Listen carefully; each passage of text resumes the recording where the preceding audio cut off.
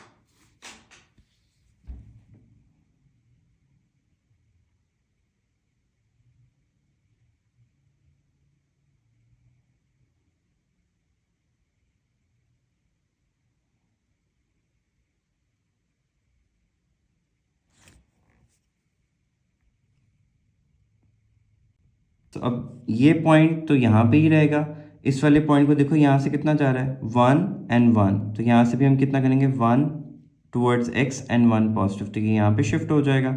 अब इस वाले पॉइंट को यहाँ से देखो, तो यहाँ से 1 and 2, तो यहाँ से भी 1 and 2, तो ये यहाँ से हमारे पास क्या बनेगा 1 and 2, तो ये वाला कोऑर्डिनेट आ गया यहाँ पे, ये वाला आ गया ये, और ये यहीं पे रहेगा। तो ये हमारे पास 2 मार्क्स की क्लॉकवाइज जो है वो रोटेशन हो गई हमारे पास। अच्छा, ये क्वेश्चन बहुत आसान था। इसमें आपने सिंपली क्या करना होता है, उसने कहा था complete the description of the transformation that maps triangle A on to triangle B. अब क्लियरली हमें पता चल रहा है कि ये इनलार्जमेंट है हमारे पास, ठीक है, और उसने बताया भी वह कहीं ये इनलार्जमेंट है।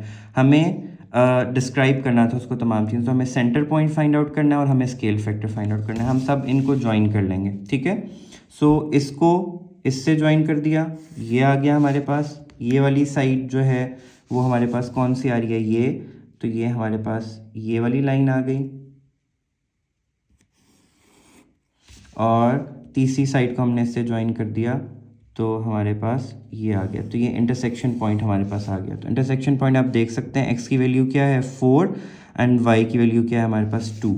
तो सेंटर पॉइंट हमारे पास क्या हो गया 4 एंड 2, और स्केल फैक्टर देखो ये कितना है, एक बॉक्स, और यहाँ पे ये कितना आ रहा है 1 2 एंड 3। सिमिलरली इसको भी काउंट करो तो ये 2, तो ये 1 2 3 4 5 एंड 6, और ये अगर आप काउंट करो 1 एंड 2, तो ये भी यहाँ से 1 2 3 4 5 6। तो स्केल फैक्टर कितना बन रहा है, ईच इज मल्टीप्लाइड बाय 3, तो स्केल फैक्टर हमारे पास क्या आ गया 3 आ गया। अब नेक्स्ट पार्ट में उसने बोला हुआ है triangle A is mapped onto triangle C by reflection in the line y is equals to minus x. तो y is equals to minus x की लाइन क्या बनेगी, ये वाली। अगर y is equals to x होती तो हम लोग क्या बनाते, ये वाली लाइन बनाते हैं, ठीक है। अब उसने Y is equals to minus X बोला हुआ है। आसान तरीका ये है कि जितना हर पॉइंट का डिस्टेंस इस लाइन से होगा उतना ही आपने बिलो ले जाना है। अगर हम इस पॉइंट को लेते हैं तो देखो कितना बन रहा है 1 2 3, तो इसके लिए इस वाले पॉइंट के लिए कितना बन रहा है 1 2 एंड 3, तो इतना ही हम नीचे चले जाएंगे। सो 1 2 एंड 3 ये वाला पॉइंट आ गया। अब इसको देखो यहाँ से क्या ये वाला पॉइंट ले लो, चलो यहाँ से 1 एंड 2, तो यहाँ से भी कितना बनेगा 1 एंड 2 हमारे पास, ये वाला हम लोग पॉइंट ले रहे थे, ठीक है। यहाँ से देखो कितना बन रहा है 1 2, तो यहाँ से भी 1 एंड 2, ये लाइन यहाँ पे आ गई। ये देखो मैं स्केल रख के भी दिखा देता हूँ आपको कि ये देखो यहाँ से यहाँ कितना बन रहा है 1 एंड 2, यहाँ से भी कितना लेके जाना है 1 एंड 2। सिमिलरली अगर मैं इस पॉइंट को देखता हूँ, ये वाले पॉइंट को, तो यहाँ से यहाँ कितना बन रहा है 1 एंड 2, तो यहाँ से भी कितना बन गया, ये यहाँ से यहाँ 1 एंड हाफ, तो ये हाफ एंड 1, तो ये पॉइंट आपका यहाँ पे आपने लगा लेना है। फिर आप इस पॉइंट को देख लो, यहाँ से 1 2 एंड 3, तो इसी तरह स्केल रख के आपने तीसरा भी लगा लेना 1 2 एंड 3, तो ये आपके पास आ गया। तो अगर आपको इसको कर लो ए, तो ये ए डैश, ये बी, तो ये बी डैश, और ये सी, तो ये यहाँ से हमारे पास कितना था ये 1 एंड हाफ, तो ये सी डैश, तो ये हमारे पास रिफ्लेक्शन ऑफ सी आ गया। मैं शॉर्टकट इस वजह से बता रहा हूँ ताकि आप लोगों को कोई भी क्वेश्चन आए रिफ्लेक्शन एंड ट्रांसफॉर्मेशन के क्वेश्चन अप्रॉक्सीमेटली इसी तरीके के आते हैं, तो सब में सेम रूल ही अप्लाई होता है। Moving on to the next question, उसने कहा है line L is perpendicular to line Y, Y is equals to -1/2x + 3, और line L passes through the point 8 and 9, find the equation। अब equation का formula क्या होता है, y is equals to mx + c। सबसे पहले हमें ग्रेडियंट फाइंड आउट करना है। यहाँ से हम लोग देख सकते हैं कि ग्रेडियंट उसने हमें कितना दिया हुआ है -1/2, एंड दिस इज परपेंडिकुलर। तो हम जब परपेंडिकुलर का ग्रेडियंट निकालते हैं तो वो किसके इक्वल होता है -1/m के। तो यहाँ पे अगर आप वैल्यूज पुट करो 1/-1/2, तो 2 इससे कैंसिल आउट हो जाएगा, ये 2 ऊपर चला जाएगा, तो ग्रेडियंट क्या बन गया न्यू लाइन का 2, तो ये 2 आ गया mx + c। हमें लाइन की इक्वेशन फाइंड आउट करनी थी, तो क्या वैल्यू थी x की 8 और y की वैल्यू क्या थी 9, तो y is equal to mx c में y की जगह पे क्या आ गया 9, 2 × 8 + c, तो यहाँ से c का इंटरसेप्ट क्या बन गया -7 निकाल लिया हम लोगों ने। तो अब इक्वेशन ऑफ लाइन लिख लेंगे y is equal to mx + c की, तो y is equals to m क्या था 2x, और c इंटरसेप्ट क्या निकला था -7, तो ये इक्वेशन बन जाएगी। अच्छा, अब यहाँ पे ज़रा फोकस कीजिएगा, मैंने एक ज़रा शॉर्टकट सा लगाया। उसने बोला draw the image of the triangle A after R translation, सिर्फ ट्रांसलेशन करनी है बाय -5 एंड 10। अच्छा, अब देखो इसके कोऑर्डिनेट्स बन रहे हैं, यहाँ से देखो 6 और y की वैल्यू क्या बन रही है 13, तो 6 एंड 13। b की वैल्यू देखो क्या बन रही है 6, और यहाँ से क्या आ रही है 5, तो 6 एंड 5, और मैंने थर्ड वाले को नाम दे दिया c, तो c की वैल्यू क्या बन रही है हमारे पास 2, और y की वैल्यू क्या आ रही है 5। यहाँ तक समझ में आ गया। इसके कोऑर्डिनेट्स मैंने लिख दिए x और y की टर्म्स में। अच्छा, अब हमने ट्रांसलेट करना था, तो -5 हम लोगों ने बिलो जाना था। 6 - 5 करें तो क्या बनता है 1, ठीक है। तो 1 की वैल्यू हमारे पास आ जाएगी और 13 - 10 क्या बनता है 3। बी के लिए आप करो तो 6 - 5 क्या बनेगा 1 एंड 5 जो 5 में से आप -10 करेंगे तो हमारे पास क्या आ जाएगा -5, ठीक है। तो उसके बाद 2 के लिए आप आएँ तो 2 - 5 हमारे पास क्या आ जाएगा -3 और 5 - 10 हमारे पास क्या आ जाएगा -5। सो अब a का हमने क्या वैल्यू निकाली थी 1 एंड -3, तो विच मीन्स ये x की वैल्यू क्या है 1 और y की वैल्यू क्या है 3, तो ये वाला पॉइंट आ जाएगा मेरे पास a डैश, इसको मैं लिख देता हूँ, ठीक है।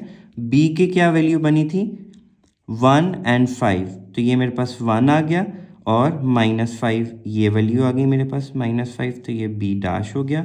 c की क्या थी -3 एंड -5, अब ये -3 आ गया और ये -5 आ गया, तो ये c आ गया। तो मैंने ये ट्रांसलेट कर दिया और ये ट्रायंगल यहाँ पे ड्रॉ कर दी। अब नेक्स्ट में उसने बोला था draw the image of the triangle a after reflection in the line y is equals to 4। y is equals to 4 की लाइन हमारे पास ये वाली आ गई।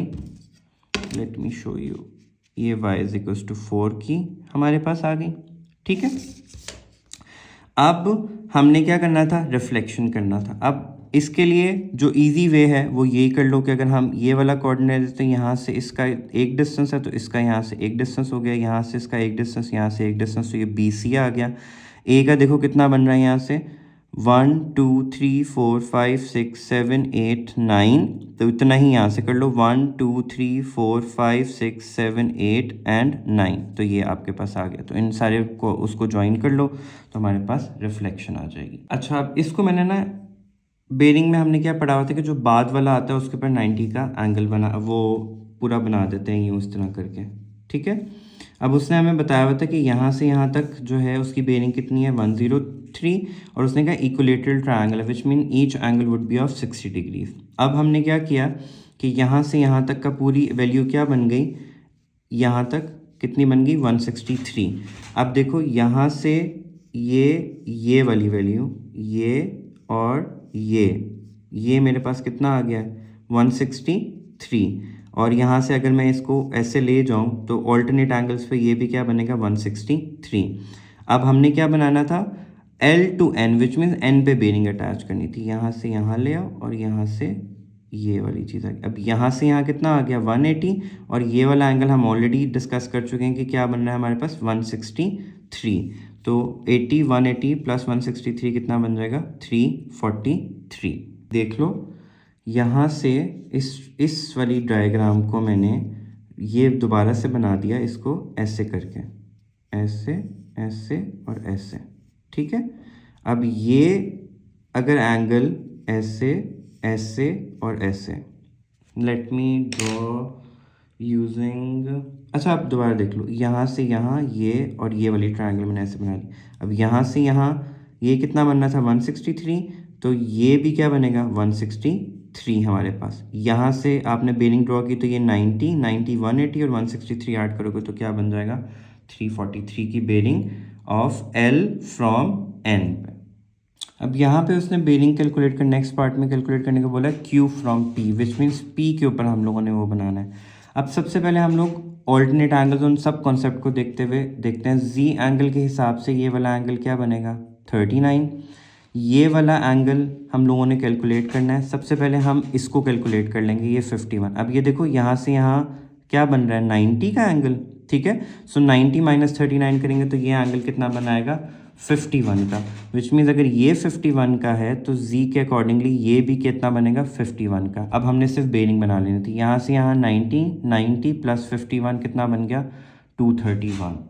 अच्छा जी, अब नेक्स्ट पार्ट में बेरिंग और सर्कल वो एंगल्स का कॉन्सेप्ट दोनों लगा देते हैं। अच्छा अब देखो ये पूरा किसके बनेगा 360 के इक्वल, ये और ये उसने कितना दिया है 70 और 70 140 बन जाएगा। उसको 360 में से माइनस कर देंगे तो क्या आ जाएगा 220, ठीक है। अब x और y की रेशो उसने बताई हुई है 3:7, तो टोटल कितना बन गया 10। तो हमारे पास x एंड y की वैल्यू के रेशियो के हिसाब से हमारे पास वैल्यू क्या आ गई 22। अब यहाँ पे देखो x की वैल्यू कितनी है 3, तो 3 इंटू 22 कितना बन जाएगा 66, और y क्या था 7 के फैक्टर पे था, तो 7 इंटू 22 करेंगे तो क्या बन जाएगा 154। तो x कितना बन गया 66 और y कितना बन गया 154, क्योंकि वो 3:7 में था, तो x आ गया। अब और y हमने कैलकुलेट कर लिया। अब उसने कहा है find the bearing of c from o, which means हमने o के ऊपर ड्रॉ करना है और यहाँ से o से c तक का बनाना है। अब ये 70 था, ये 66 था और ये कितना था 154, तो 70 प्लस 66 प्लस 154 कितना बन गया 290 के इक्वल। फिर उसने बोला है bearing of o from a, which means यहाँ से ए के ऊपर बेरिंग बनाएंगे और ओ फ्रॉम ए। तो अब यहाँ पे देखो यहाँ से यहाँ तक हम लोगों ने आना था, ओ ए पे हमने बेरिंग बनाई वो 90 जो बनाते हैं, तो यहाँ से यहाँ तक हमने मुड़ के आना था। अब यहाँ से यहाँ तक 180 बन गया। ये वाला एंगल देखो कितना बन रहा है हमारे पास। इसके लिए आप देखो ये अगेन हम इसको अगर जी एंगल बना लें यहाँ से यहाँ और यूं, तो अगर ये 70 है तो ये भी क्या होगा 70, तो 180 प्लस 70 क्या हो जाएगा हमारे पास 250। तो जी अब इस क्वेश्चन में रीड आउट करें, point A has coordinates 2 3 and point B has coordinate 6 5। A and B के कोऑर्डिनेट्स क्या बन रहे हैं 2 3 and 6 5। The point C lies on A B. The point D has a coordinate of 2 and 5.5। D जो है हमारे पास उसके कोऑर्डिनेट्स क्या हैं 2 and 5.5। C D, this C D is perpendicular on A B. Find the coordinate of C, हमें C calculate करना है। सबसे पहले तो हम ग्रेडियंट निकाल लेते हैं यूजिंग दीज। तो y2 minus y1 over x2 minus x1 करके ग्रेडियंट निकल आया। अब देखो उसने क्या बोला है परपेंडिकुलर है, तो विच मीन्स सी डी का ग्रेडियंट क्या बनेगा 1, वही जो मैंने आपको बताया था पहले भी कि 1 ओवर ग्रेडियंट, तो ये क्या आ जाएगा -2 के, माइनस के साथ आता है -1 ओवर m। तो यहाँ पे जब आप उसकी वैल्यू पुट करोगे -1 ओवर 1 ओवर 2, तो ये 2 ऊपर चला जाएगा तो 2 नेगेटिव में आ जाएगा। अब हमने 2 लाइन की इक्वेशंस बनानी है, ठीक है। यहाँ से यहाँ ए बी की जो लाइन की इक्वेशन बन रही है, ए बी की line y is to M x plus C, Y की जगह पे हमारे पास क्या आ जाएगा 5 और x की जगह पे हमारे पास क्या आ जाएगा 6 और m की वैल्यू क्या थी 1/2। तो यहाँ से c की वैल्यू क्या बन गई 2, तो y इंटरसेप्ट की वैल्यू बन गई 2, तो y is equals to M x plus C. अब एक इक्वेशन ये बन गई। अब दूसरी इक्वेशन हम परपेंडिकुलर की बना लेंगे। तो y की वैल्यू क्या थी 5.5, x की वैल्यू क्या थी 2, यहाँ से इंटरसेप्ट की वैल्यू निकल आई 9.5, तो दूसरी इक्वेशन बन गई y is equals to -2x plus 9.5। अब हम इन दोनों इक्वेशंस को कंपेयर कर लेंगे। x को पहले करेंगे, ये 2 उधर ले जाओ माइनस कर दो तो 7.5 आ जाएगा, और इसको 2 को इधर ले आओ तो ये बन जाएगा 1/2x प्लस 2/x क्या बन जाएगा 5/2x। x की वैल्यू निकल आएगी 3। अब x की वैल्यू 3 निकल आई। हमने जो था उसकी c के कोऑर्डिनेट्स निकालने थे, तो y is equals to M x plus C की वैल्यू दोबारा लगाएंगे, तो y x की वैल्यू तो हमारे पास निकल आई 3, तो y is equals to M x plus C के अंदर दोबारा वैल्यू पुट करेंगे, तो एम एक्स की वैल्यू क्या थी m की वैल्यू क्या थी 1/2, x की वैल्यू क्या आई 3 और y इंटरसेप्ट क्या था हमारे पास 2 का, लाइन ए बी का इंटरसेप्ट जो था वो 2, तो यहाँ से y की वैल्यू क्या निकल आई 7/2, तो उसके कोऑर्डिनेट c के क्या बन जाएंगे 3 एंड 7/2। नेक्स्ट में हमें एरिया कैलकुलेट करना था शेप का। तो हमारे पास एक ट्रायंगल आ रही है और एक हमारे पास सेगमेंट आ रहा है। ट्रायंगल का एरिया क्या होता है 1/2 बेस इनटू हाइट, तो 1/2 बेस कितनी बन रही है 5 और हाइट कितनी बन रही है 6, तो इसका एरिया क्या निकल आएगा 15। सेगमेंट का एरिया का फॉर्मूला क्या होता है theta over 360 into pi R square. तो थीटा की वैल्यू हमें नहीं पता, सॉरी थीटा हमारे पास कितना बन रहा है 90 बन रहा है, तो 90 over 360 into pi R square, R की वैल्यू क्या है 5, तो यहाँ से आगे 25/4 पाई टोटल एरिया निकालना था, तो 15 प्लस 25/4 पाई का जो टोटल एरिया निकल आएगा वो 34.63 का निकल आएगा। और you could leave it as it is, उसमें भी आपके मार्क्स डिडक्ट नहीं होंगे। अच्छा जी, नेक्स्ट 2 पार्ट्स में हम लोगों ने सिंपल कर्व ग्रेडियंट निकालना था। ग्रेडियंट निकालने के लिए हमने इसका डेरिवेटिव ले लिया, तो इसका जब डेरिवेटिव लेगा 3 आके यहाँ पे मल्टीप्लाई हो जाएगा 3 × 2 और एक वैल्यू कम हो जाएगी, तो 6x² बन जाएगा। एक्स की पावर 1 है तो मल्टीप्लाई होगी तो 1 ही रहेगी, और D Y over D X का आंसर क्या आ जाएगा 1, तो 6x² -7 आ जाएगा। एक्स की वैल्यू उसने दी हुई है -2, वो पुट करेंगे यहाँ पे, तो -2 का स्क्वायर 4 होता है, 6 × 4 -7 करेंगे तो 17 आ जाएगा। नेक्स्ट इक्वेशन में उसने हमें derivative of this is equals to this बोला हुआ है, हमें ए और एक्स की वैल्यू, अब आप इसका डेरिवेटिव लो तो 7 2 से आके मल्टीप्लाई हो जाएगा तो क्या बन जाएगा 14a, और x की एक वैल्यू कम हो जाएगी तो क्या बन जाएगा 14ax², ये k इधर आके मल्टीप्लाई हो जाएगा 3k इंटू एक्स की पावर, k ने एक माइनस होना था तो k -1 जो डेरिवेटिव के रूल्स होते हैं। अब हम इन दोनों को आपस में क्या कर लेंगे, कंपेयर कर लेंगे। अब 14a क्लियरली किसकी इक्वल है 42 के, तो 14a इज इक्वल टू 42, तो 42 ऑफ जो है 42 divide by 14 is equals to 3 आ जाएगा। अब हमने इसको कंपेयर करना है 15, तो 3k किसकी इक्वल आ रहा है 15 के, तो k की वैल्यू हमारे पास क्या आ जाएगी 5, तो ये देखो ये पूरा 15 किसकी इक्वल आएगा 3k के, तो 3k इज इक्वल टू 15, तो k की वैल्यू क्या आ जाएगी 15। Next is our vector question. Vector question के अंदर हम लोगों ने वही सारे रूल्स लगाने जो हम अभी तक करते हुए आ रहे हैं। अच्छा, अब इसमें हम लोगों ने फाइंड आउट करना है, find the position vector of x in terms of a and b। सबसे पहले हम देख लेते हैं कि उसने ये रेशो जो दी हुई है पी के और के क्यू की दी हुई है 3:1, तो ये क्या सेक्शन क्या बन जाएगा 3/4, और ये क्या बन जाएगा 1/4। अगर उसके पैरेलल वाले को देखें तो वो b है, तो ये क्या बन जाएगा 3/4b और ये 1/4b। अब यहाँ पे ही पहले ही हम इसको एडजस्ट कर लेते हैं कि T Q is parallel to this one, और ये वाला सेक्शन 3 अगर हम इसको 3:1 में करें तो ये भी 3:1 का ही पार्ट बनेगा हमारे पास, ठीक है। अब ये हमने क्या निकालना है ओ एक्स हमारे पास, तो ओ एक्स हमारे पास किसकी इक्वल आएगा O T plus T Q plus Q X, O T plus T Q plus Q X. अब ओ टी की वैल्यू हमारे पास क्या बन रही है बी, टी क्यू हमारे पास क्या बन रहा है ए, पैरेलल की वजह से same length, and Q X जो है हमारे पास क्या बन रहा था, क्यू एक्स हमने फाइंड आउट कर लिया था, Q X is 1/3 of A, 1/3 of A की रेशो हमारे पास बन रही है क्यू की ना, क्यू एक्स की 1/3 ए के इक्वल निकल रहा है, तो हमने 1/3 ए यहाँ पे पुट कर दिया, सो बी प्लस, अब इन सबको ऐड कर दिया तो ये ऐड होके 4/3 ए बन जाएंगे, और ये बी की वैल्यू आ गई हमारे पास, ठीक हो गया। इसके अंदर एक और इंटरेस्टिंग वो भी कर सकते हैं कि अगर इन दो ट्रायंगल्स को कंपेयर करें आपस में, तो ये ऑल्टरनेट एंगल्स बन रहे हैं हमारे पास, ठीक है। ये वाला जो एंगल है ये इसके इक्वल होगा, क्यों, क्योंकि अगर आप इसको z बनाएं तो ये वाला एंगल और ये वाला एंगल आपस में इक्वल आ रहा है, ठीक है। और अगर आप इसको ऐसे लेके जाएं तो ये वाला एंगल और ये वाला एंगल भी आपस में इक्वल आ रहा है। सो अगर हम ये देखें कि ये वाली साइड हमारे पास कितनी है, ये वाली साइड हमारे पास 1 बन रही है, ये वाली साइड कितनी बन रही है 3 रेशो के अकॉर्डिंगली हमारे पास 3:1 के हिसाब से, तो हमारे पास जो क्यू एक्स है वो 1/3 ऑफ ओ पी बन रहा होगा हमारे पास, ठीक है। सो क्यू एक्स ये वाली साइड जो है 1/3 ऑफ ए बन रहा होगा, तो वो वाली लॉजिक भी लगा सकते हैं। बाकी नीचे वाला पोर्शन तो मैंने आपको एक्सप्लेन कर ही दिया था उस बेसिस पे। नेक्स्ट उसने बोला था interior angle of regular polygon is 140 degrees, find the number of sides of this polygon. तो फॉर्मूला क्या होता है 180 × n-1/n, उसने एंगल कितना दिया हुआ 140, ये अरेंज करेंगे 140n × 180n - 180, इसको इधर ले जाएंगे इसको उधर ले जाएंगे तो 180 - 140 40 आ जाएगा, ये 80 आ जाएगा। n हमें कैलकुलेट करना है तो 40/180 हो जाएगा, इसको सिंप्लीफाई करेंगे तो it would be equals to 9/2। अब हमने इसको सिंप्लीफाई करना था, सो 27 12 एंड 108, ठीक है। तो इसके 27 को अगर हम लोग वो करें क्या कहते हैं